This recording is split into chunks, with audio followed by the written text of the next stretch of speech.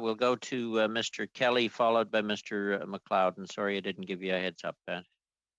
Oh, no problem, Mr. Chair. And I'm going to begin with just an observation. I know with our panel or our witnesses that they are all from agricultural stakeholder groups, but my riding is 100% urban. It's a city riding, but the issues really are no different with so many other types of small businesses, and so much of this just translates straight across the board to the family restaurant, the family small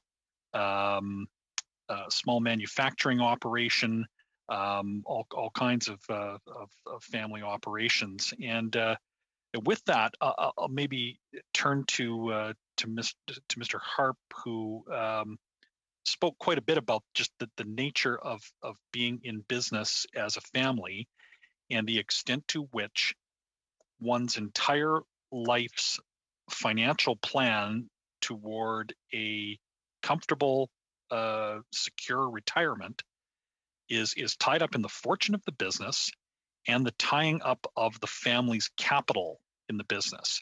A farmer or a restaurateur or a manufacturing operation proprietor or a fishing boat operator, isn't generally best advised to take money and profit from the business and invest it outside of the business. Sometimes it's just not a possibility. Sometimes it's not prudent. So I'd like maybe Mr. Harp, just coming from the point of view of a family business operator, the business being a farm, to give us this perspective on the extent to which the capital is always tied up in the asset, the business asset. Yeah, thank you very much. And you make a wonderful point. Farming is not much different than owning a restaurant or owning a small manufacturing business. We're very much the same. It gets back to a small business is made generally from blood, sweat, and tears. And it gets back to we put our labor into whether called our child or whatever, but we're always trying to make something grow. And especially on a farm, that's exactly what we're trying to do. But, at the same time, if you look at, and this year is a perfect year to maybe talk about that a little bit, but if we talk about COVID and supply chain issues for agriculture, the cost of our inputs, our fertilizer, which we need to grow an efficient crop, the costs have doubled this year. The price of equipment due to and I'll throw in due to carbon taxes, due to cost of manufacturing, the cost of equipment has skyrocketed this year. So basically, it gets back to when you have a plans are one thing about they always say plan A because you need more than one plan. But it gets back to it always seems like we're always having to put money back into the farm, and very rare is it a chance to have a few extra $100 where you can maybe try and invest it in something else. So it's always it's very capital intensive. We're always putting back into the farm, but it also gets back to, and I think that's what I said in my opening remarks, it's our RSP. This is our TFSA, however you want to say it. This is what we count on for when we decide to retire. And the thing about farming, and whether it's a restaurant or not, it's just very, very similar.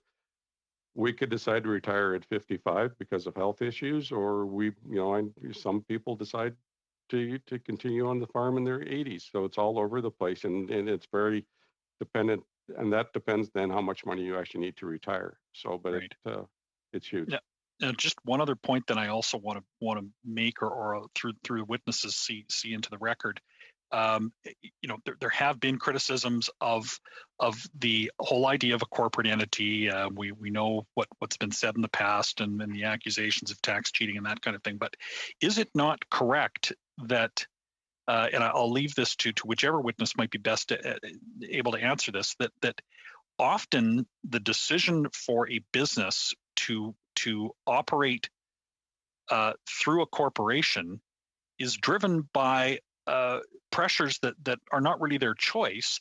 It could be their bank, for example, in any type of commercial lending scenario. a bank will almost normally insist that the land or the building be held in a corporate entity, and often maybe even one separate than the operating entity, but they want both to be corporate structures. So this whole idea of these small businesses, family businesses forming corporations is often not the choice of the business owner themselves.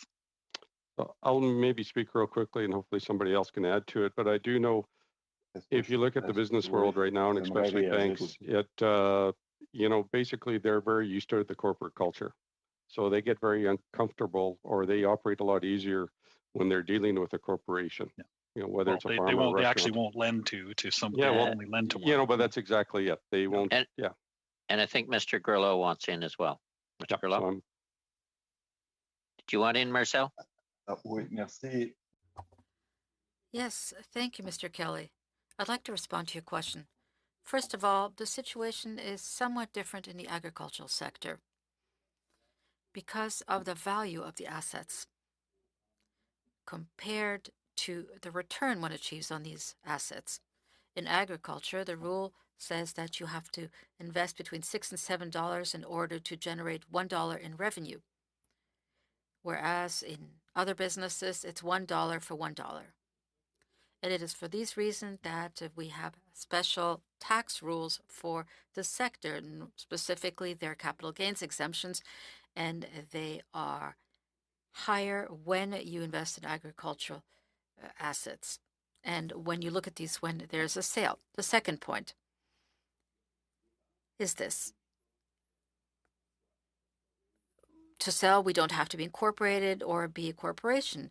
However, the law favors this kind of structure, this legal type of structure, because the corporate income tax law is less than, that is, the taxes there are less than for taxes for individuals.